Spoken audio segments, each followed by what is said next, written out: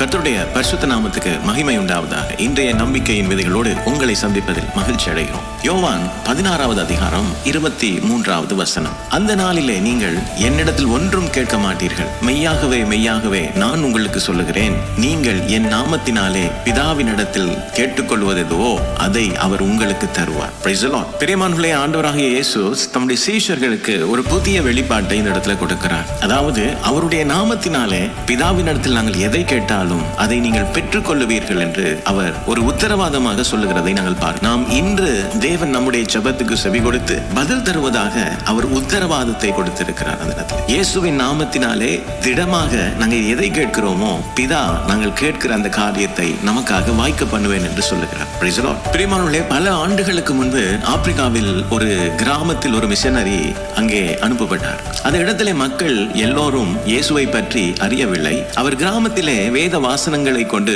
போதித்துக் கொண்டிருக்கையிலே மக்கள் அவ்வளவு விருப்பமாக அந்த காரியங்களை கேட்கவில்லை. அந்த மத்தியிலே ஒரு பையன் அந்த இடத்துல வந்து தினமும் அந்த வார்த்தைகளை கவனமாய் கேட்டுக்கொண்டிருப்பான். இந்த மிஷனரி அவனுடைய ஆர்வத்தை பார்த்து ஒரு ஜெபத்தோடு கூட ஒரு சிறிய வேதாகமத்தை அந்த பிள்ளையிடம் கொடுத்து விட்டு அவர் சென்று விட்டார். பல மாதங்களுக்கு பிறகு அந்த இடத்திலே அவர் மீண்டுமாய் வந்து பார்க்கும் இடத்திலே ஜனங்கள் கூடி அந்த வேதத்தில் உள்ள அந்த வசனங்களை ஒருமித்து பாடல்களாய் பாடுகிறதை அவர் கண்டு ஆச்சரியப்பட்டார். ஹல்லேலூயா. பிரியமானவர்களே, நடந்தது என்ன தெரியுமா? அந்த பையன் அந்த வேதாகமத்தை கொண்டு போய் தன் வீட்டிற்கும் தன்னுடைய நண்பர்களுக்கும் குடும்பத்தினருக்கும் அதை வாசித்து காட்ட ஆரம்பித்தார். இதிலே உள்ள வார்த்தையின் வல்லமை ஜனங்களுக்குள்ளே ஒரு பெரிய மாற்றத்தை அந்த நாட்களிலே கர்த்தர் அனுமதித்தார். நாங்கள் இங்கே பார்க்கிற முக்கியமான காரியம், ஒரு சிறிய ஜெபம், ஒரு சிறிய வேதாகமம் அந்த இடத்துல ஒரு விதையாக விதைக்கப்பட்டது. அது ஆண்டவருடைய பார்வையிலே கனமாக பார்க்கப்பட்டது. இதைத்தான் ஆண்டவர் சொல்லுகிறார். மத்தேயு 15ஆம் அதிகாரம் 7வது வசனத்திலே, நீங்கள் என்னிலும் என் வார்த்தை